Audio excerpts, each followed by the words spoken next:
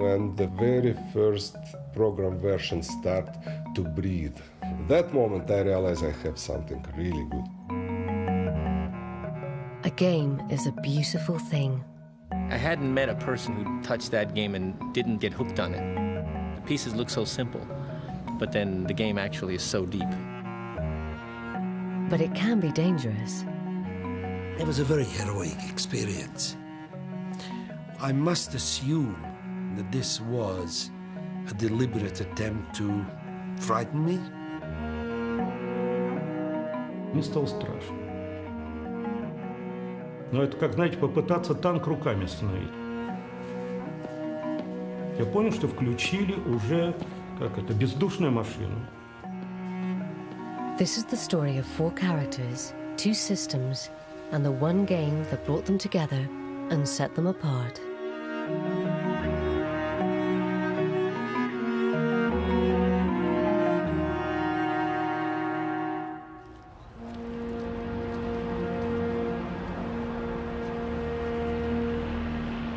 Moscow, January 1985. The Cold War lingered on. Gorbachev was months from power, and the world had yet to hear of perestroika. The economic system was near collapse, and political freedom a distant dream.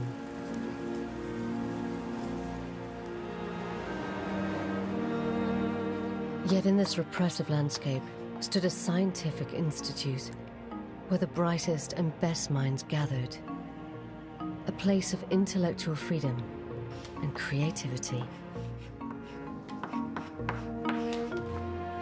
Мы могли заниматься всем довольно свободно, всем, что нас интересовало. Этим мы отличались от литераторов, филологов. На нас идеологически никто не воздействовал.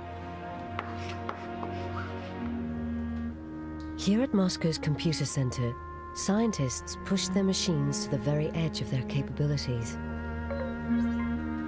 I was absolutely natural hacker. And computer was what really fascinates me. You could make computer do whatever you want. Literally. You just write instruction and it follows it. Alexei Pachitnyov's predecessors had discovered the concept of the nuclear winter and calculated the trajectory of Sputnik satellites.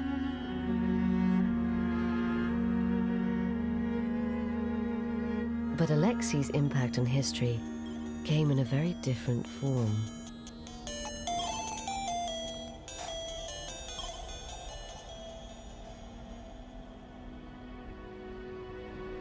In the spring of 1985, he had plans for his computer that extended far beyond its normal tasks.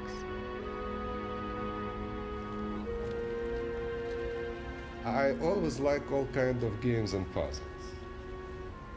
When I was a schoolboy, we didn't have too much entertainment that years. The games were a big part of our leisure time. So many people play chess and other games, and we really looked in the store for some kind of board games and spent quite a time on it. That's the very well-known puzzle game called Pentomino. It consists of 12 different shapes made out of 5 squares. And the task is to put all of them in this box like a jigsaw puzzle. And it's a very well-known puzzle, and I love it very much, and I used to be pretty good at it. Let me finish it. Oops, I forget how to do it. There we go. This way, that way.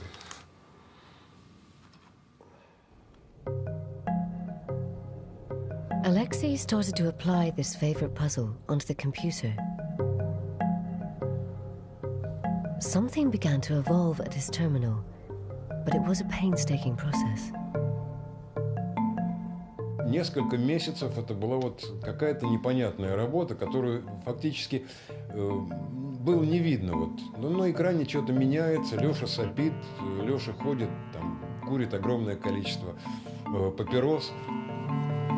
The 5 square pieces of pentominoes became 4 square pieces that fell towards the bottom of the screen. It was the player's job to rotate these shapes and fit them together. A new game was born. They called it Tetris, from the Greek for 4.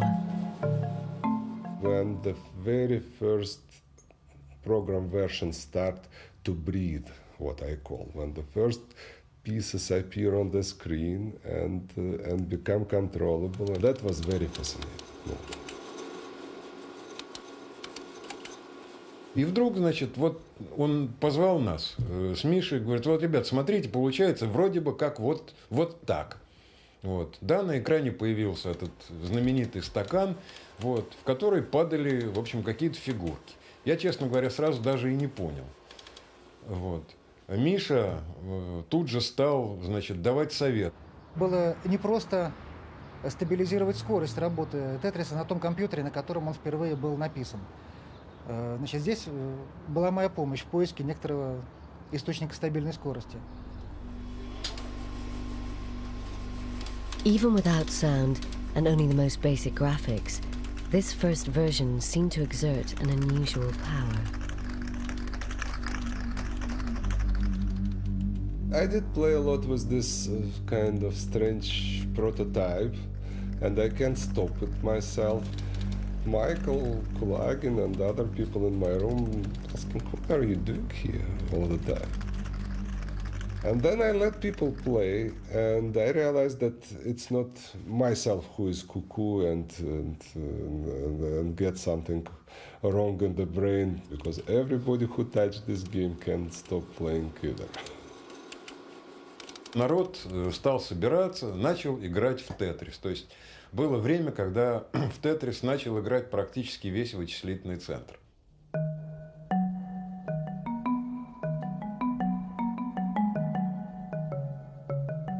Tetris spread throughout the computer center, infecting all in its path. Эта игра как-то произвела впечатление. То есть многие наши сотрудники увлеклись этой игрой, часто в ущерб работы. Тетрис был заметен, потому что он отличался от других игр, американских в основном, где были убийства, выстрелы, взрывы, погони. Tetris appeals to another side of the human psyche, one bent on construction rather than destruction. When you play Tetris, you have impression that you build something that has a spirit of constructivity. You have the chaos coming as a random pieces, and your job is to put them in order. But just as you construct the perfect line, it disappears. All that remains is what you failed to complete. Тетрис – это игра с очень сильной отрицательной мотивацией. Вы никогда не видите того, что вы сделали хорошо, а на экране у вас видны только ваши ошибки, и вам всегда их хочется исправить. What kind of get to your eyes all the time is your mistake, is your ugly holes, and that drive you to fix it all the time. The first color version was developed in the summer of 1985, and it was this version that Alexei handed out to friends outside the computer center, who in turn copied it to their friends. After that, kind of every place in Moscow, like a wood fire, you know. Tetris in 2 weeks were on every single computer appearing in Moscow. The game took hold and spread, first through Moscow, then through the Soviet Union, and finally out into the Soviet bloc countries. As it traveled, it did so freely, copied from disc to disc, unhindered by commercial constraints. Here, there was no notion of intellectual property rights. Individual ideas were owned by the state, to be shared among everyone. We didn't have the idea that the software is something which could be considered as a product or be sold or protected or whatever. Made no sense for us at all. Это вот сам торговля или продажа были уделом государства, но не отдельных людей. Если бы мы попытались, то, скорее всего, мы бы оказались в тюрьме, а не за клавиатурой компьютера. For now, the only thing that contained the spreading game was the Iron Curtain, which left Tetris a cult hit, and its inventor with recognition, but no reward.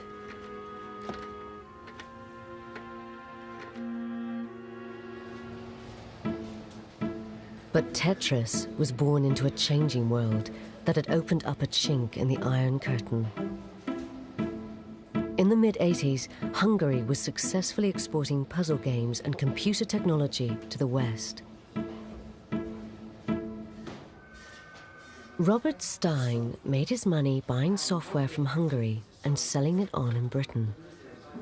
On a trip to the Hungarian Institute of Technology in early 1986, he saw the game that would prove both a blessing and a curse. We were wandering around in a big room with all kind of computers going, with all kind of software going, and somewhere in a corner I have seen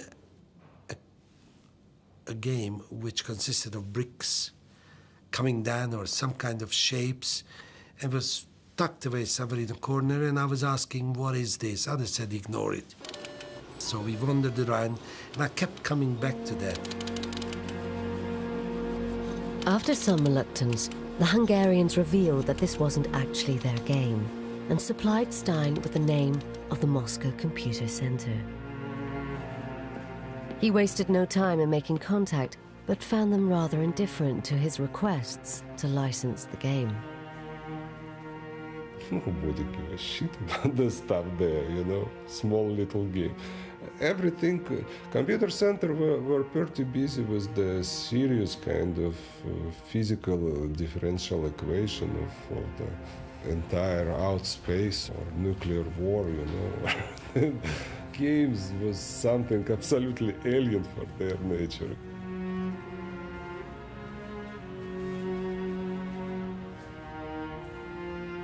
Alexei Pujitnyov ended up dealing with Stein's requests on their behalf. He proposed about something like £10,000 for it as advance payment.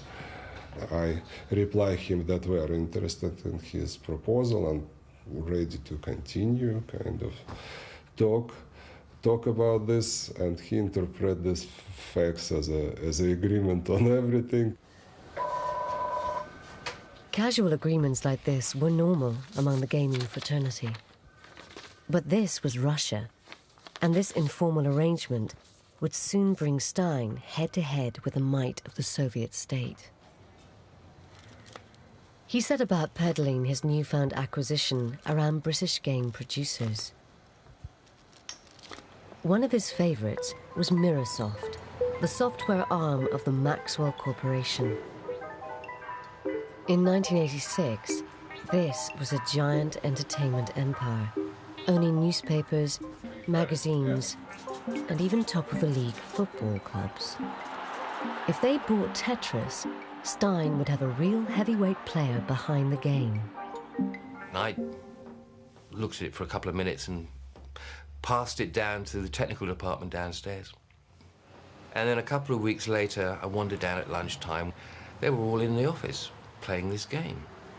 So I said, well, okay, this is, I better play it myself. So, took it home. It was now only a matter of time before Britain caught the Tetris bug. My wife accuses me of ruining the family Christmas because I'd found it addictive. But my wife found it addictive, and so did my two young kids. While Mirrorsoft signed a deal to produce the game in Britain, Maxwell also had a software company in California, which could pave the way for the Tetris invasion of America. We were over there looking at different game titles that we could publish, market, sell, along with Jim. He said, you're gonna like this. So I sat and I played Tetris for a couple of hours, and we went off and got a bite to eat, and everybody else was ready to go home while I wanted to go back to the office and did, and went back and played another 3 or 4 hours. Phil came back next day saying, this is great. It's a great product. The problem was what techniques can we use to fly against the run as it was going of what the market was wanting for computer games. For inspiration of how to sell this simple game, they returned to its roots. The emergence of Mikhail Gorbachev created the perfect opportunity to manipulate both the fear and fascination of that land behind the Iron Curtain. The curiosity of having anything from, behind the other side of the Iron Curtain was kind of like memorabilia or something people wanted to have. We put it in red packaging, and the first box we actually set up the spelling of Tetris in Russian. We used a Soviet symbol as part of the Tetris name. The marketing worked, and with great press behind it, Tetris was set to be a big hit. But all the attention had an unforeseen consequence that was about to jeopardize everything. As we are about to launch the damn thing, we get a telex from a company called Elorg, never heard of, in Russia, stating that we are illegally trying to launch Tetris, because that belongs to them, and they have never given us permission to do it. Elorg, short for Elektron Technica, was a government department established to deal with the foreign trade of software.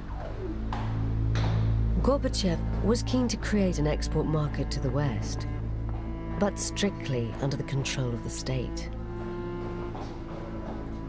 The Russian bureaucracy loves to have control on everything. If it is our, we wanna have everything properly and quiet and kind of perfectly done. Robert Stein was summoned to Moscow.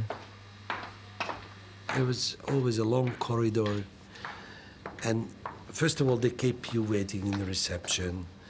Nobody talks to you, and all the chairs are uncomfortable, and then they lead you up, and they usher you into a room with a very long conference table. It was like you being questioned in a court, because they shown an absolute distrust of whatever I was saying. Why did we do what we done without their permission? And I tried to explain to them I didn't even know they existed, never mind about their permission. Stein used all his powers of persuasion to get the Russians to sign a contract, and Tetris was cleared for sale. Within weeks, it catapulted into the bestseller lists, and in its first year, sold over 100,000 copies in America alone. But sales were limited to those that owned a personal computer. The real mass market lay elsewhere.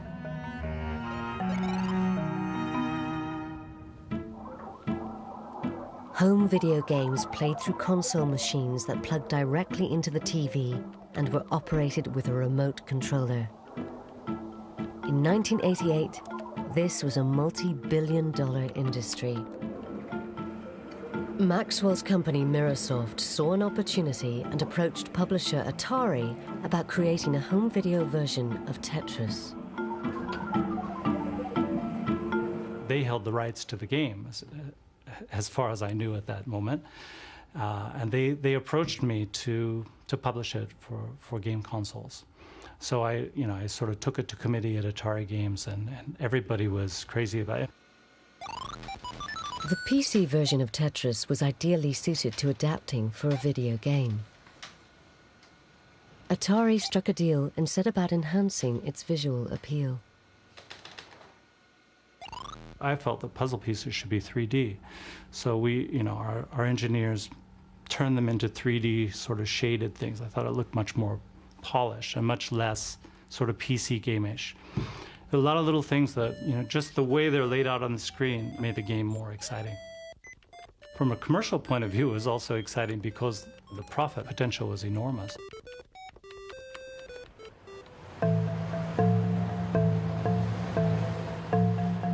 By the middle of 1988, Alexei Pachitnyov's simple game was an extremely valuable asset, set to make millions for companies in Europe and North America. But there was one important market that remained untapped. Japan not only had a burgeoning consumer electronics industry, but also a long tradition of puzzle games. Henk Rogers was a young entrepreneur who traveled the world looking for games to produce for the Japanese market. I'd have my computer with me and I'd do a little spreadsheet, figure out how much money I could make on a title, and I'd be able to make a decision right there, make somebody an offer. It was at an American trade show that Henk met Atari's Randy Brolight and first saw the game that would make his fortune. Tetris was probably the quietest game at the show. Even then, products were graphically exciting and audio exciting. This game had a totally different thing. I wanted to play it not because it was any of those things, but because it struck some basic chord and couldn't stop playing.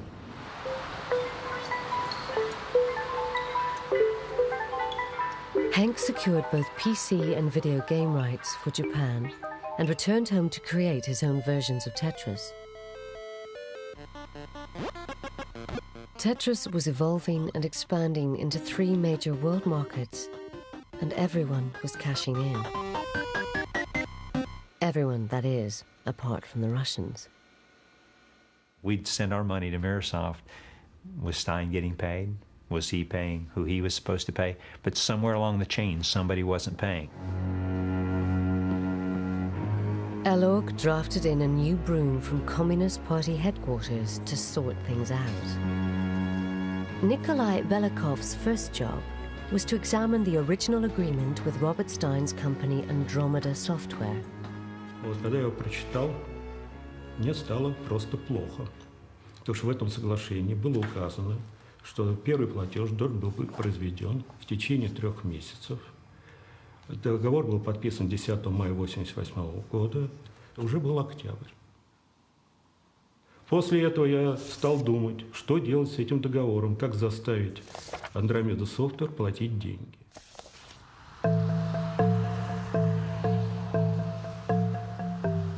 As Belikov pondered this problem, developments on the other side of the world were about to change his fortune.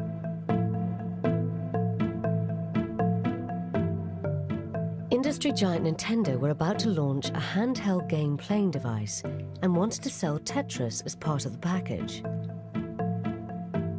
But first, they needed someone to discreetly secure them the rights. We showed Henk Rogers a prototype of Game Boy and a prototype of Tetris playing on Game Boy. So he immediately moved very quickly.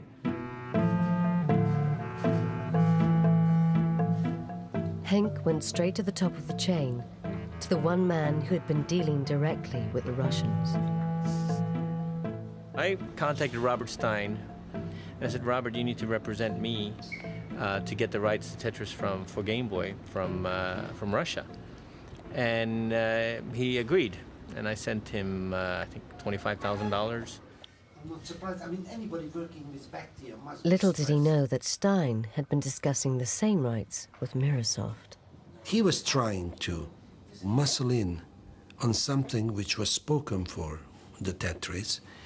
On the other hand, I wasn't going to be dismissive of him because I seen him as a potential licensee of products which we produce or develop in Hungary.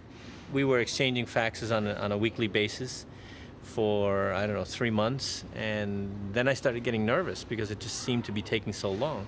And he said he was going to go to Russia. And he kept on saying that, and he wasn't going, so I became really suspicious. Robert Stein's negotiations with the Russians had reached an impasse over the money he owed them. Андромеда Софток присылала телексы с просьбой начать переговоры по новому лицензионному договору для игровых автоматов. Но моя реакция была на все эти телексы только одна. Сначала, пожалуйста, выполните условия первого подписанного договора, только после этого мы будем проводить переговоры по следующему лицензионному договору. By February 1989, Hank Rogers was tired of waiting around and increasingly suspicious that Stein was working for someone else. I guess I panicked and I said, get me on a plane, this guy's going to get the rights for somebody else, and I need those rights. And so I was on a plane 2 days later, going to Moscow. But Hank Rogers wasn't the only one flying into Moscow that week. Robert Stein was finally making the trip himself. And to complete the set, Microsoft had secretly sent Kevin Maxwell to move along negotiations for their interests. Both Stein and Maxwell had meetings set for the same day. Hank had no such meeting arranged. He didn't even have an address for Elorg. I did know that I was going behind the Iron Curtain for the first time, but I had no idea what I was getting into. I kind of knew how to deal with people that were not from my original culture. So I was expecting to get off that plane and make friends. That's not what happened. I guess it's just the beginning of my trip and I'm in for a lot more. Hank recorded his adventure to take back to Japan. Take a look outside here. This is Moscow. It looks pretty gray. That's because it's pretty gray. Everybody that I met was unfriendly and unhappy and grumpy. There was an information desk in the hotel. I asked them, Elorg. They said, no, I can't find it. No attempt at going any further. Here I am waiting for a phone call from Japan, watching video of Hawaii, because the TV doesn't work, the radio doesn't work. I've read everything I could read. Hank spent his first night in the in-tourist hotel overlooking Red Square, right at the heart of a seemingly impenetrable Soviet state.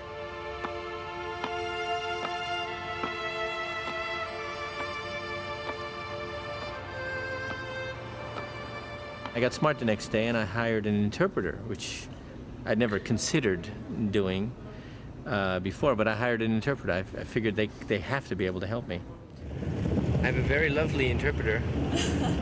Her name is... My name is Allah. Your name is Allah. Okay, Allah's located Elorg for us. So this afternoon we should get a lot of things done. One big impression I got from Moscow at the time is there's no color anywhere.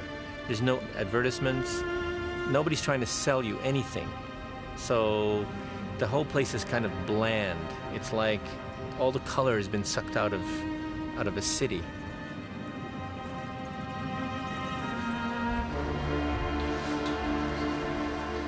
«21 февраля раздался звонок из протокольного отдела о том, что ко мне на встречу пришел иностранец из Японии.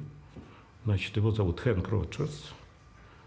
И дальше мне было сказано, что это является нарушением режима, потому что в то время обязательно договариваться о встрече с иностранцами надо было заранее и давать информацию в протокольный отдел о том, что кто будет, какая цель, тема переговоров и так далее. You don't walk into a place like that uninvited.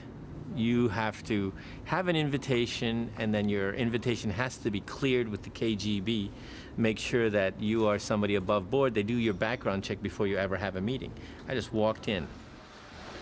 A meeting was hastily convened for the next day.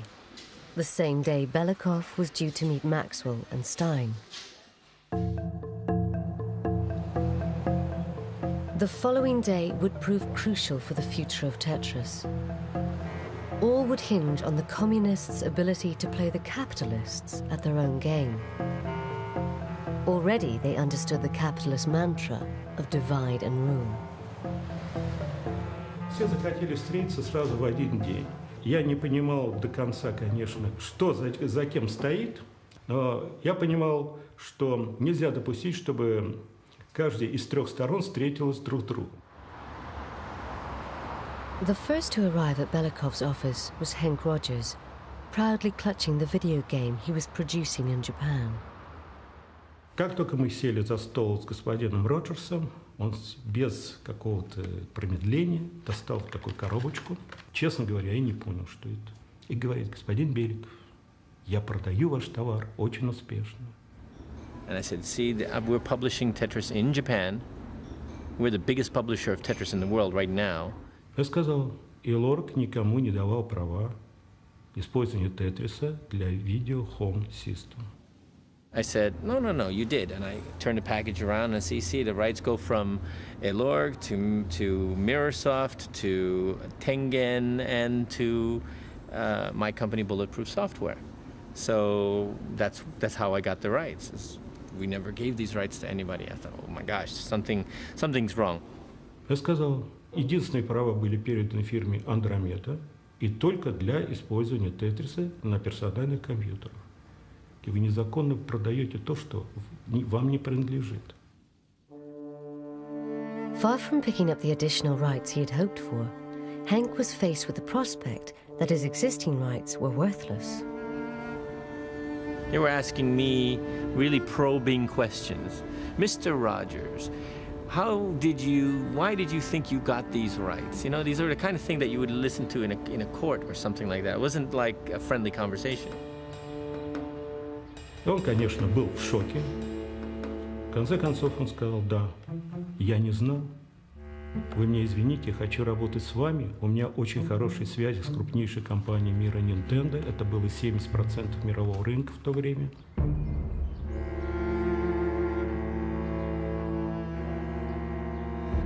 I thought, either I'm going to come out of this with the rights to Tetris or I'm going to be in some gulag. Я в тот момент предложил только одно, чисто бюрократический ход. Господин Роджерс, напишите, пожалуйста, все на бумаге. Он сказал: хорошо. Но так как у меня было ограниченное время, потому что я ждал следующей встречи с Робертом Стайном и не хотел, чтобы они встречались, чтобы все было независимо, я договорился о встрече на следующий день. Narrowly missing Henk, Robert Stein entered the corridors of Elorg with his own proposals, unaware of what had transpired in the hours previously. I didn't know Henk Rogers appeared on the scene. I did not know till I came back to England that, for instance, Kevin Maxwell was out there. Robert Stein thought he had come to negotiate extra rights for himself. Elorg had different ideas. And instead, Belikov confronted him with his original contract. Я сказал: господин Стайн, скажите мне честно, вы скажите, пожалуйста, как этот документ называется? Он говорит: соглашение. Он говорит: не соглашение, это набор каких-то фраз безответственных, по которым одна сторона передала права, а другая сторона не выполняет, не компенсирует право использования этих прав. I must assume that this was a deliberate attempt to frighten me or put me in difficult situation. But this mob across the conference table was anything but friendly. Stein was dismissed and told to come back the next day, buying Belikov time to discover what Kevin Maxwell had to offer. К этому моменту я уже знал, что Кевин Максвелл – это младший сын Роберта Максвелла. Роберт Максвелл – это очень могущественный человек, один из самых богатых в мире. Поэтому, конечно, я был очень напряжен. Kevin Maxwell's father had very good connections within the Russian government. After discussing the handheld rights, Belikov tentatively mentioned Henk's cartridge, which also carried the name of Microsoft. Я спросил, господин Кевин Максвелл, это использование прав на телевизионные приставки.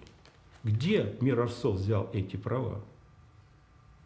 И неожиданно он сказал, это пиратская версия.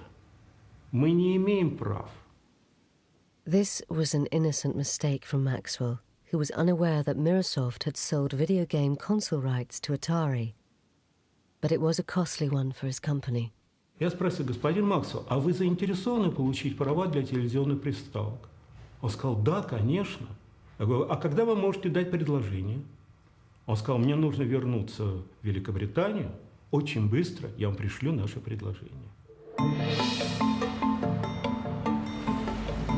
The day had provided the Russians with a valuable lesson in capitalism, and they proved quick learners. They understood that they could maximize profits from this one game by selling different rights to different companies. For those on the other side of the table, there was everything to play for, although one was already working an advantage. Finally, out of all this dressed in suit businessmen which kind of try to make some licenses, I've seen the guy who really likes and understands the game, and somehow we like each other almost immediately. This is Mr. Alexei Pozitlov. He is the author of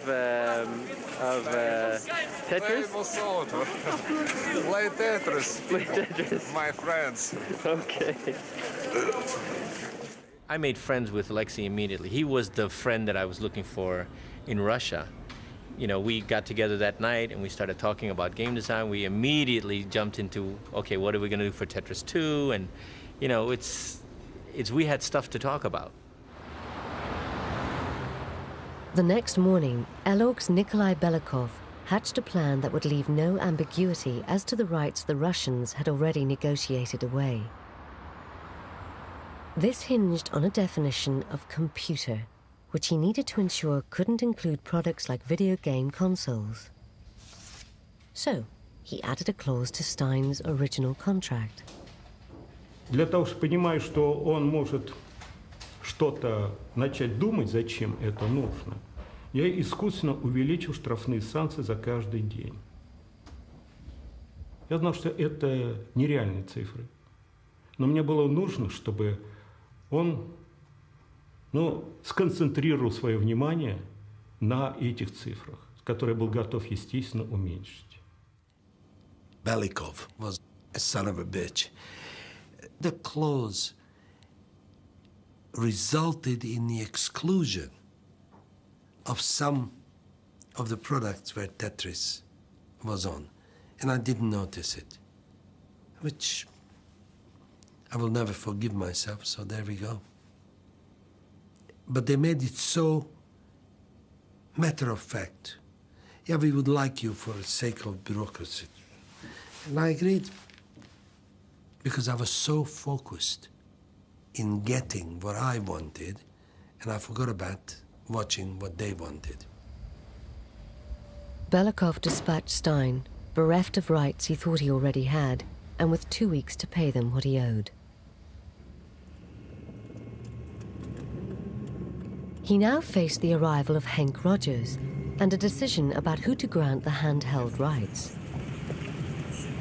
I'm on my way to 10 o'clock appointment with LODG. Last night, I composed a proposal to them about gaining the rights to handheld Tetris. We shall see.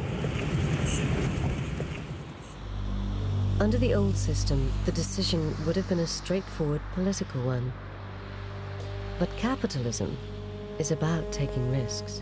I said, well, Kevin Maxwell is the son of a very rich man, so I can't match his money, but I can give you an honest business. I will tell you exactly how much money I'm making, and you can get your share, and I'll be open.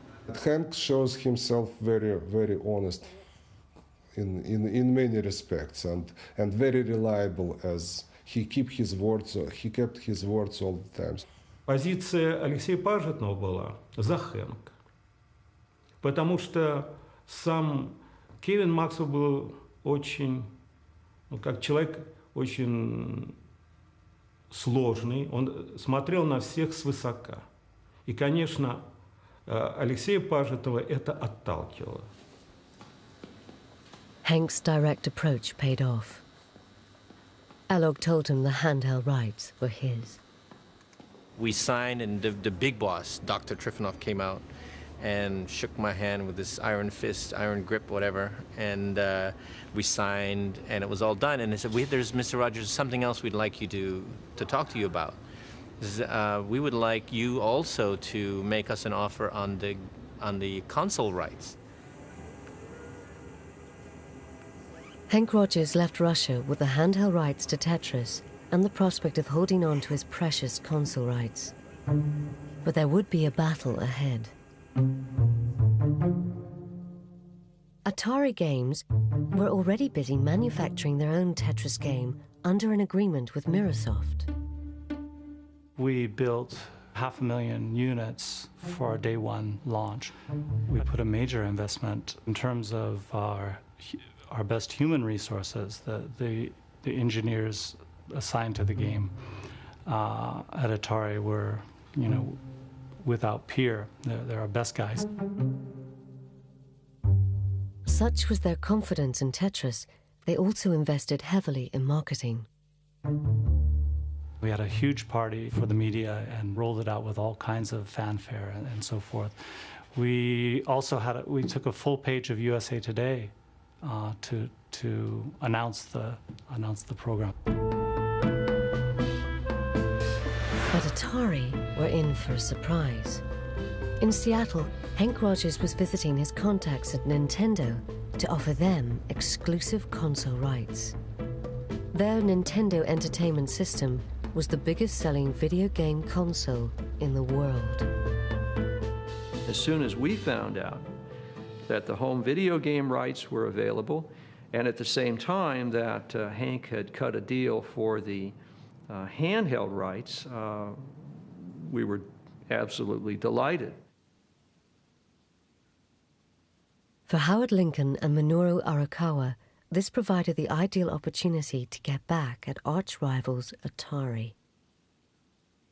And they said, we will help you, so go back, and if you think you've got it in the bag, call us, we'll come and we'll clinch the deal.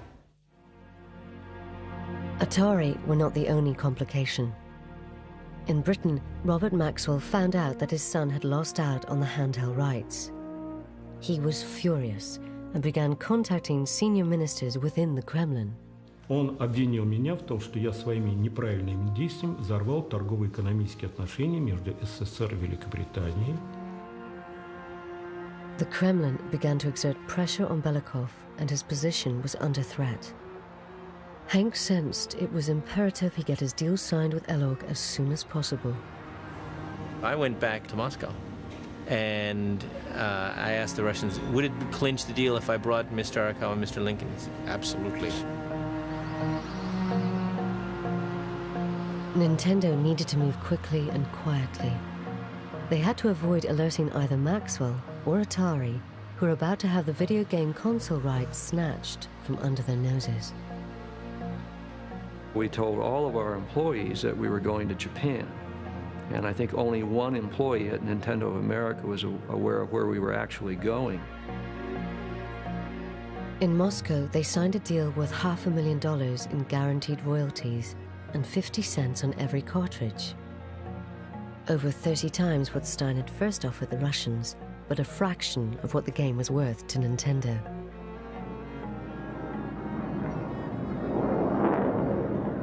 When we flew back across to Seattle, every time I looked at Arakawa and he looked at me, we just started laughing because we knew we had not only the handheld rights, but we had the home video game rights as well. And at the same time, found a way to really give it back to Atari Games.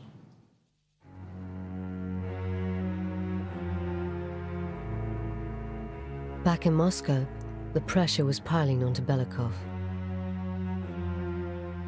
23 марта я получил этот телекс.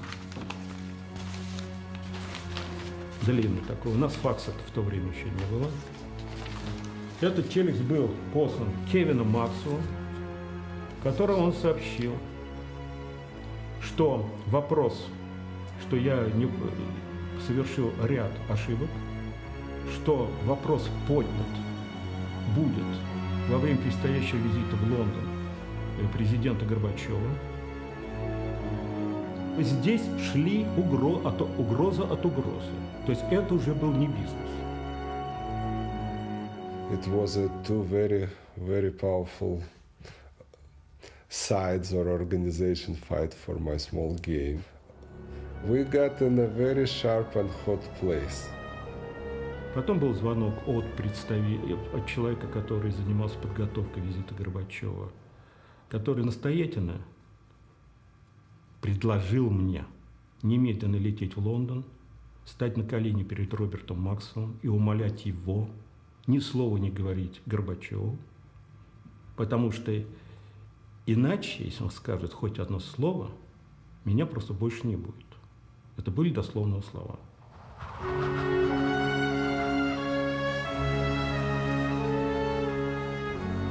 Ощущение у меня, естественно, было чисто человеческое. Мне стало страшно.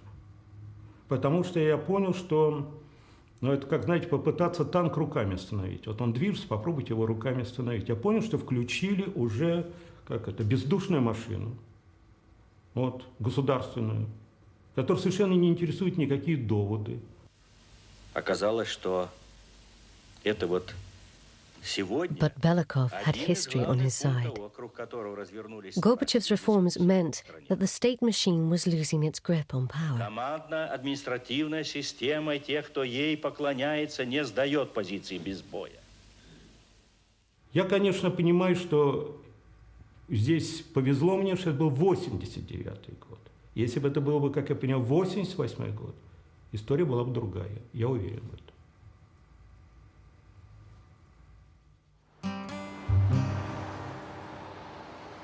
In America, the battle for Tetris was only just beginning.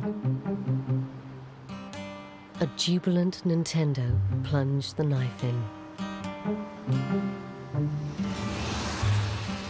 First thing we did was to send a notice to Atari Games advising them that we had the sole home video game rights to Tetris, and putting them on notice of that and directing them to cease and desist from any marketing or production of Tetris, knowing full well that they'd go nuts. Atari Games were not about to take this lying down. They had already invested millions preparing Tetris for market. One of my associates called to say that we had just been sued by Atari Games. So they took the first step and they sued us and claimed that they had the exclusive rights to Tetris.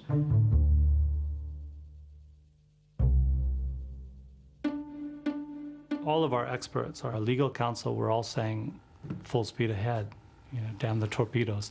There's no inkling that we were wrong.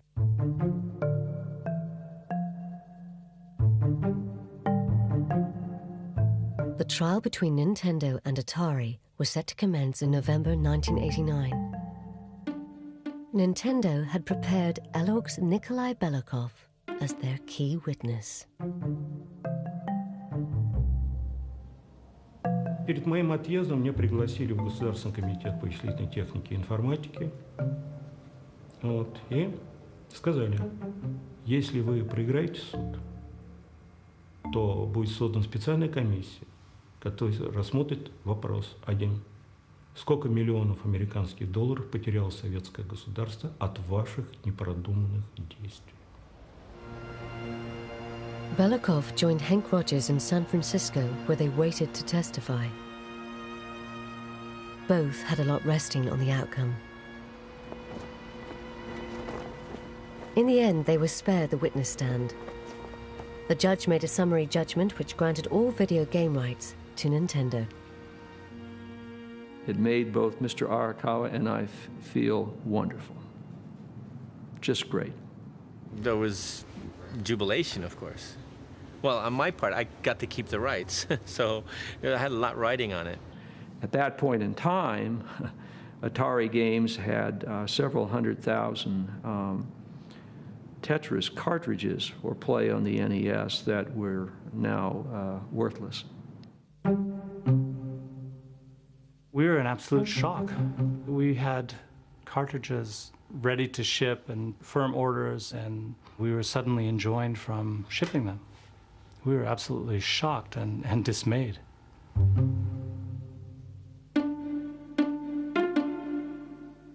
Хэк сказал: Николай, мы победили, поедемте, я вам покажу Сан-Франциско.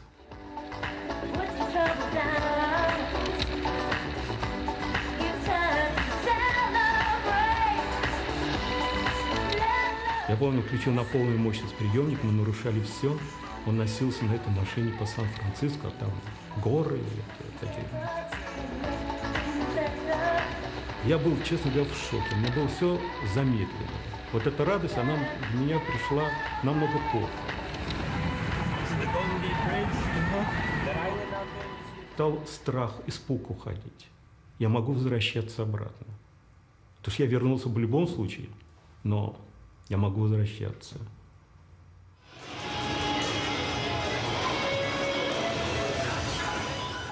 The real winners were Nintendo. To date, Nintendo dealers across the world have sold 8 million Tetris cartridges on the Nintendo Entertainment System. The people at Mirrorsoft and Atari Games were simply incompetent. They didn't do their homework, they didn't do what they should have done, and far from taking advantage of them, it was simply competent people taking advantage of some incompetent businessmen. By the time Atari figured out who to blame, it was too late. On the 5th of November 1991, Robert Maxwell disappeared over the side of his yacht, leaving a company ridden in unseen debt and £440 million missing from the corporation's pensions fund. After Mr. Maxwell disappeared, and it was like a house of cards that just sort of crumbled to the ground, and everything that we thought we were looking to as indemnification and safety was basically non-existent. As Atari's fortunes continued to wane, Nintendo went from strength to strength. Tetris was key to the success of Game Boy, which has sold 70 million worldwide.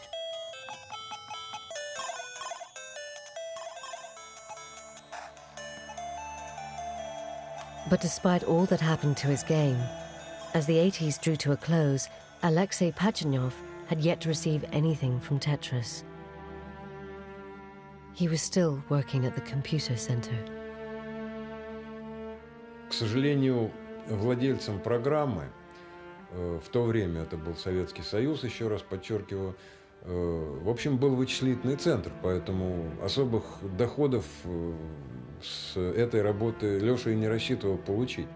Даже вот Пажитному заплатить хорошую премию мы были не в состоянии. Эти цифры надо было согласовывать с руководством, с президиумом Академии наук. But the fame that Tetris had brought Alexei meant that he could aspire to life beyond the computer center. After the Tetris success, I don't want to be very much involved in pure scientific stuff. I realized that games might be a very big part of my activity as well.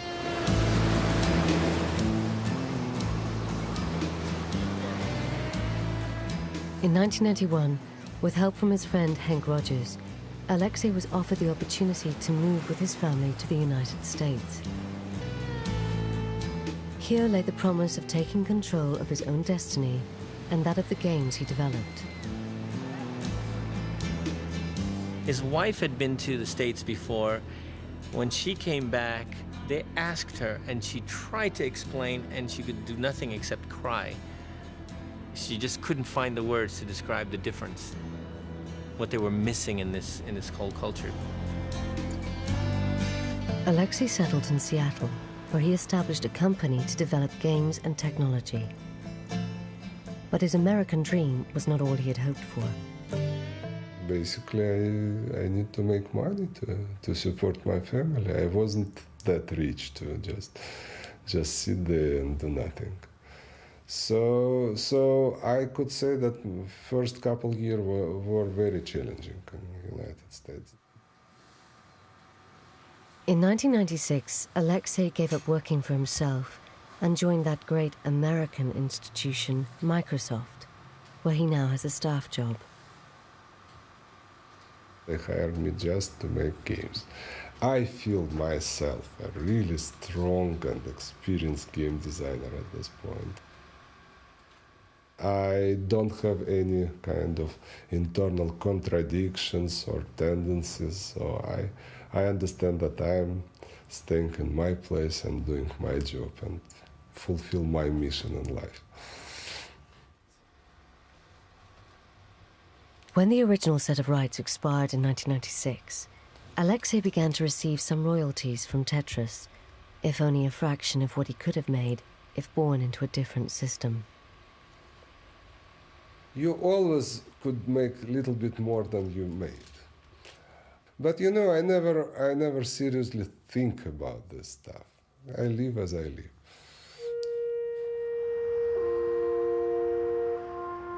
Alexei regularly returns to Moscow and thinks about moving back for good.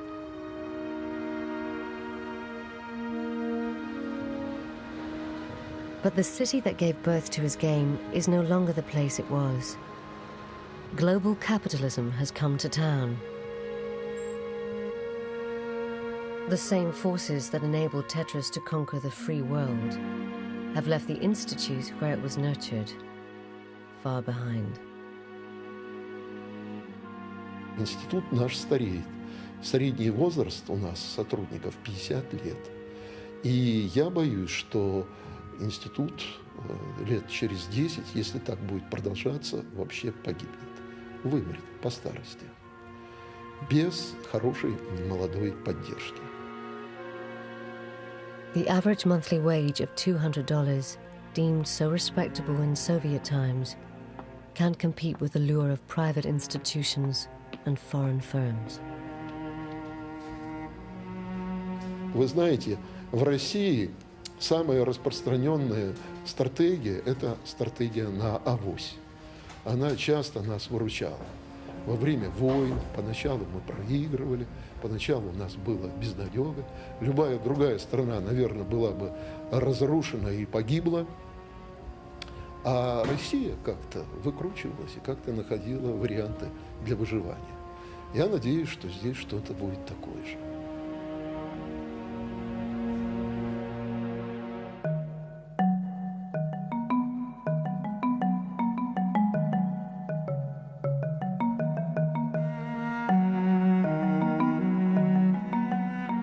Now, Tetris is set to conquer the world once again.